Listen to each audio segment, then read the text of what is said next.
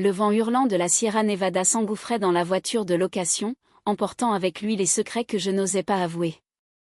Adèle, ma patronne implacable, serrait le volant si fort que ses jointures blanchissaient, et soudain, elle pila net au milieu de la route déserte, ses yeux bleus lancés comme des dagues vers moi. « Héloïse, si tu ne me dis pas la vérité maintenant, je te laisse ici, seule avec tes mensonges. » Adèle n'avait jamais été du genre à mâcher ses mots. À 42 ans, elle dirigeait notre agence de publicité parisienne avec une poigne de fer enveloppée de velours, une femme qui avait gravi les échelons en piétinant les cœurs et les ambitions. Moi, Héloïse, 28 ans, simple assistante créative, j'avais accepté ce road trip en Espagne comme une opportunité professionnelle, explorer les inspirations andalouses pour une nouvelle campagne. Mais dès le premier soir, à Grenade, alors que l'Alhambra se dressait comme un fantôme sous la lune, tout avait basculé. Nous avions roulé toute la journée depuis Barcelone, où nous avions atterri. Adèle insistait pour conduire, arguant que ma conduite trop rêveuse nous mènerait à la catastrophe. Les paysages défilaient, les oliveraies infinies, les villages blancs perchés sur les collines, et cette chaleur étouffante qui collait nos chemises à la peau. « Regarde ça, Héloïse, avait-elle dit en pointant un champ de tournesol. C'est ça, l'essence de l'Espagne sauvage, imprévisible. » Ces mots résonnaient comme une métaphore de ce qui nous attendait. Le soir venu, épuisés, nous cherchions un motel près de Malaga. La route sinueuse nous avait menés à un petit établissement isolé, El Refugio, niché au bord d'une falaise surplombant la mer Méditerranée. La réceptionniste, une femme âgée aux yeux fatigués, secoua la tête. « Désolée, c'est Nora, solo una habitation con una cama doble. Elle a unica que queda. » Adèle haussa les épaules. « On s'en contentera. Ce n'est pas la fin du monde. » Mais pour moi, c'était le début d'une apocalypse intime. Partager un lit avec Adèle ? Cette femme qui me fascinait et me terrifiait à parts égales ? J'avais toujours admiré son assurance, sa façon de commander une salle de réunion comme une reine, mais il y avait plus. Des regards volés, des frôlements accidentels lors des briefings tardifs. Était-ce de l'attirance ? Ou simplement l'admiration d'une employée pour sa bosse ? Nous montâmes dans la chambre, une pièce modeste avec un lit queen size, un ventilateur grinçant et une vue sur l'océan. Adèle se déshabilla sans gêne, enfilant un t-shirt ample. « Détends-toi, Héloïse. On est des adultes. » Je hochai la tête, mais mon cœur battait la chamade. Allongée côte à côte, l'air chargé d'électricité, elle se tourna vers moi. « Parle-moi de toi. » Vraiment. Je lui racontai mon enfance à Paris, mes rêves brisés de devenir artiste, comment j'avais atterri dans la pub par accident. Elle écouta, ses doigts effleurant les miens par inadvertance. « Tu mérites mieux que d'être mon ombre, murmura-t-elle. » Et puis, sans prévenir, ses lèvres frôlèrent les miennes. Un baiser timide, explorateur, qui explosa en une passion retenue depuis des mois. Nos corps se mêlèrent sous les draps, la mer grondant au loin comme un témoin discret. Le lendemain, le soleil filtrait à travers les volets. Adèle souriait, un éclat nouveau dans ses yeux. « Ça change tout, n'est-ce pas ?»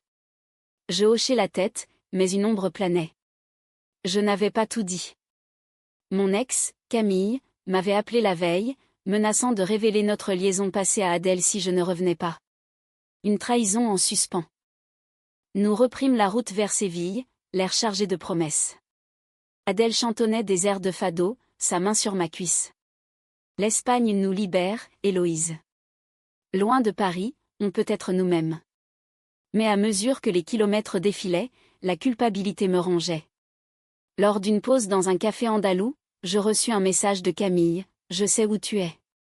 Dis-lui, ou je le fais. » Le soir, à Séville, nous dansâmes dans une plaza animée, le flamenco résonnant comme un battement de cœur. Adèle m'attira contre elle, ses lèvres sur mon cou.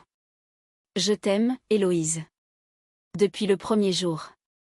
Ces mots me transpercèrent. Je l'embrassai avec ferveur, mais les larmes montaient. Comment lui avouer ? La nuit, dans un hôtel plus luxueux, nos ébats furent plus intenses, un mélange de tendresse et de désespoir.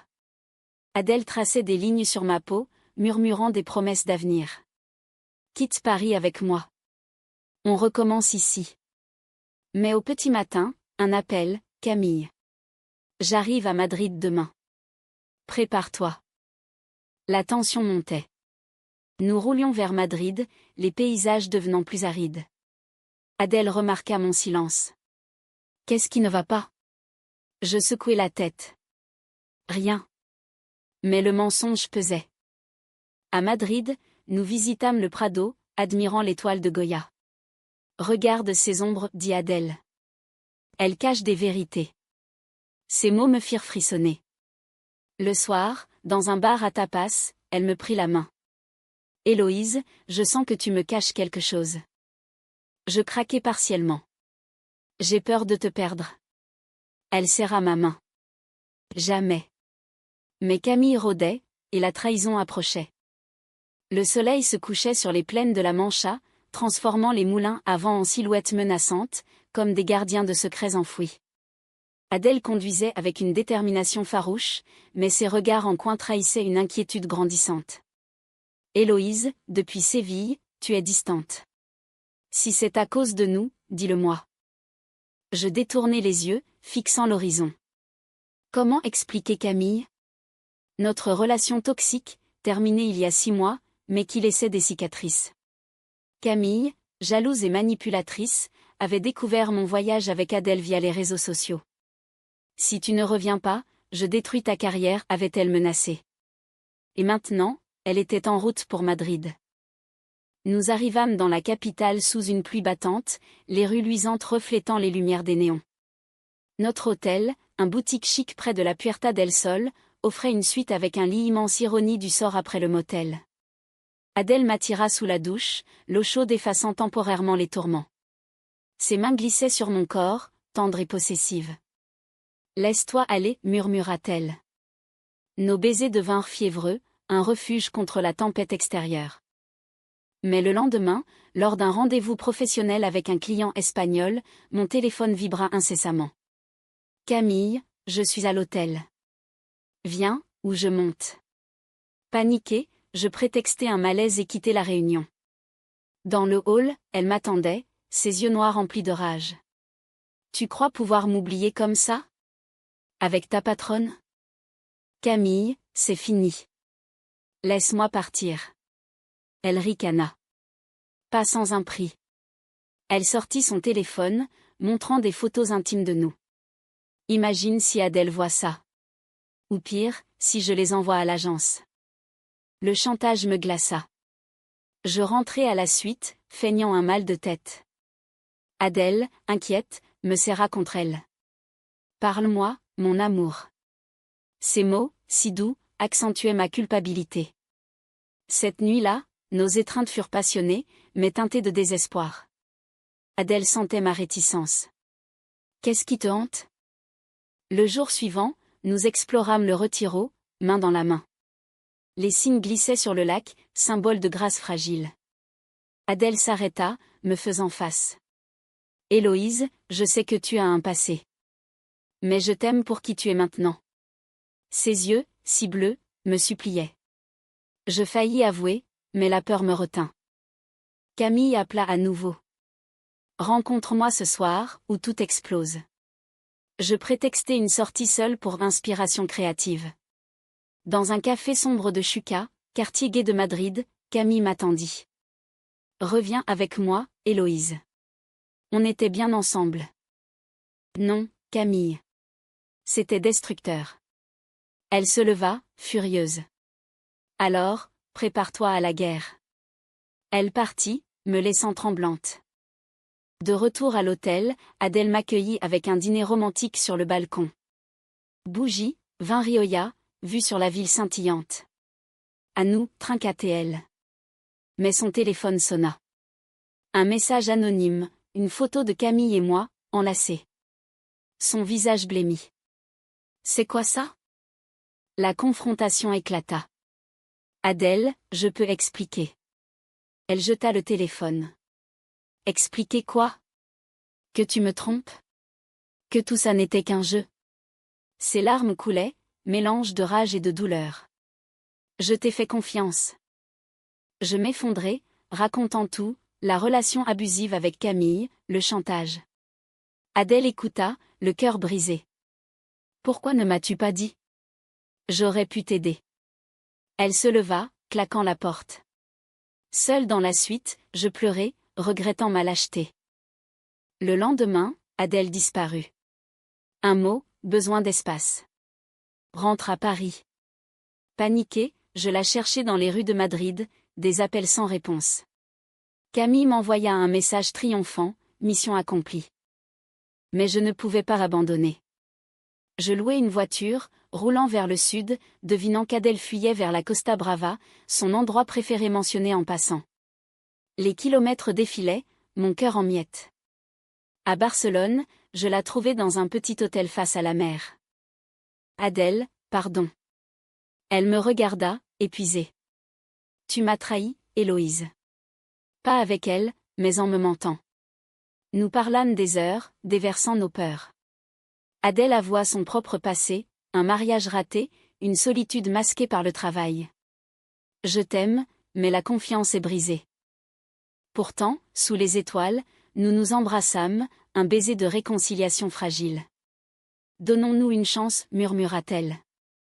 Mais Camille n'avait pas dit son dernier mot. Les vagues de la Costa Brava s'écrasaient contre les rochers, un rythme incessant qui mimait les battements erratiques de mon cœur. Adèle et moi, assises sur la plage, contemplions l'horizon, nos mains entrelacées comme un lien précaire. On repart de zéro, Héloïse. Mais plus de secrets. Nous décidâmes de prolonger le road trip, transformant cette fuite en renaissance. Direction Valence, avec ses jardins futuristes et ses paellas fumantes. En route, Adèle ouvrit son âme, j'ai toujours fui l'amour. Mon ex-mari m'a brisé, me traitant comme un trophée. Avec toi, c'est différent, vrai, vulnérable. Ces mots m'emplirent d'espoir. Nous nous arrêtâmes dans un vignoble, dégustant du cava sous un ciel azur. Nos rires résonnaient, effaçant les ombres. Le soir, dans une chambre d'hôte rustique, nos corps se retrouvèrent avec une intensité renouvelée. Adèle explorait ma peau comme une carte au trésor, murmurant des « je t'aime » qui guérissaient mes blessures. Mais Camille persistait. Des messages harcelants, tu ne m'échapperas pas. J'en parlais à Adèle, qui insista pour affronter le problème. Appelons la police si nécessaire. Sa force me réconforta.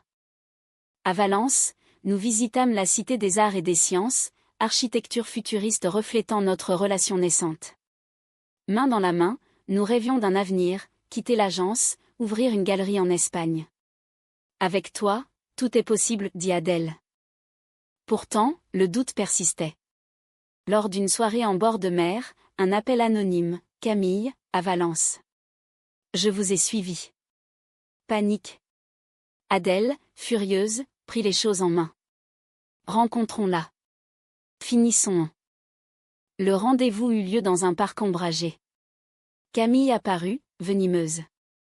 Héloïse est à moi. Adèle s'interposa. Non. Elle est libre. Laisse-nous, ou on porte plainte pour harcèlement. Camille explosa, révélant des détails intimes pour nous blesser. Tu crois qu'elle t'aime? Elle m'appelait encore il y a un mois. Mensonge, mais le doute s'insinua. Adèle pâlit. C'est vrai, Héloïse? Non. Elle ment.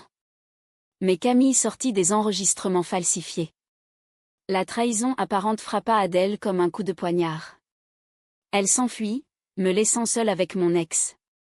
Regarde ce que tu as fait, siffla Camille. Je la repoussai. C'est toi la destructrice. Adieu. Je courus après Adèle, la trouvant en larmes sur la plage. Comment te croire maintenant, sanglota-t-elle. Nous nous disputâmes, des accusations volèrent. Tu m'as utilisé pour oublier elle, cria Adèle. Et toi, tu me vois comme une employée jetable, rétorquai-je. La nuit fut un tourbillon d'émotions.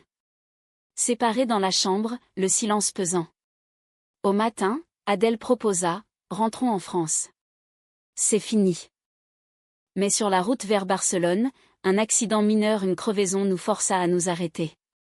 Assises sur le bas-côté, nous parlâmes enfin à cœur ouvert. Adèle avoua sa peur de l'abandon. Moi, ma faiblesse face à Camille. Je t'aime vraiment, Adèle. Prouvons-le. Nous appelâmes la police ensemble, signalant le harcèlement. Camille fut contactée, et miraculeusement, elle recula, effrayée par les conséquences. Libérés, nous reprîmes la route, l'air plus léger. À Gérone, nous nous arrêtâmes dans une cathédrale ancienne, allumant des bougies pour nos vœux. Pour un amour durable, murmura Adèle. Nos ébats ce soir-là furent sacrés, un mélange de passion et de pardon. Tu es mon encre, dit-elle. Mais le climax approchait, un appel de l'agence. Un scandale. Camille avait envoyé les photos à nos collègues. À Paris, tout exploserait. Adèle, stoïque, dit, affrontons-le ensemble. Notre lien se renforçait dans l'adversité. Le retour fut tendu, les paysages espagnols s'estompant comme un rêve. À la frontière, Adèle arrêta la voiture. Peu importe ce qui arrive, je suis avec toi.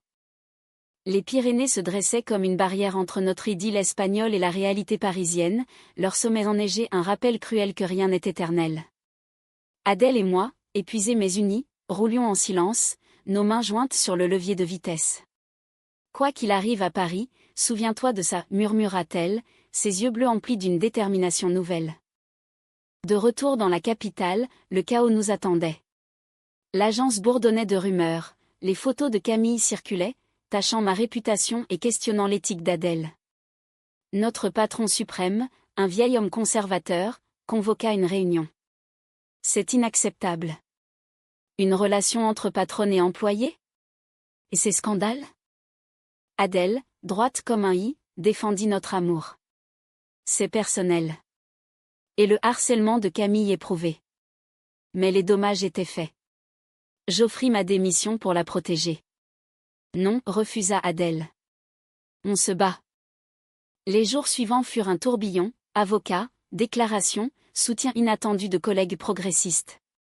Camille, confrontée à des charges, disparut de nos vies. Mais le mal était profond. Adèle fut rétrogradée, moi mise à l'écart. Pourtant, dans cette épreuve, notre lien s'approfondit. Nous quittâmes l'agence ensemble, fondant une petite entreprise créative à Montmartre, inspirée de notre road trip. L'Espagne nous a changés, dit Adèle un soir, sur notre balcon surplombant la Seine. Nos journées étaient remplies de rires, de projets, de tendresse. Les nuits, d'une intimité sacrée, où nos corps racontaient des histoires de résilience. Tu es ma muse, murmurait Adèle en traçant des cœurs sur mon dos. Mais le passé ressurgit une dernière fois. Un lettre anonyme, Camille, s'excusant vaguement, avouant ses mensonges. J'étais jalouse. Bonne chance. Clôture amère, mais libératrice. Des mois plus tard, nous retournâmes en Espagne pour notre anniversaire. À Malaga, près du motel fatidique, nous renouvelâmes nos vœux sur la plage. Malgré les trahisons, les conflits, l'amour triomphe, déclara Adèle, m'embrassant sous les étoiles. Notre histoire, kitschée de drame et de romance, devint un témoignage personnel. Nous écrivîmes un blog anonyme, inspirant d'autres femmes dans des relations similaires. La vie n'était pas parfaite, des disputes occasionnelles, des doutes mais humaines, profondes. Adèle, à 43 ans maintenant, rayonnait d'une sérénité conquise. Moi, 29 ans, j'avais trouvé ma voie.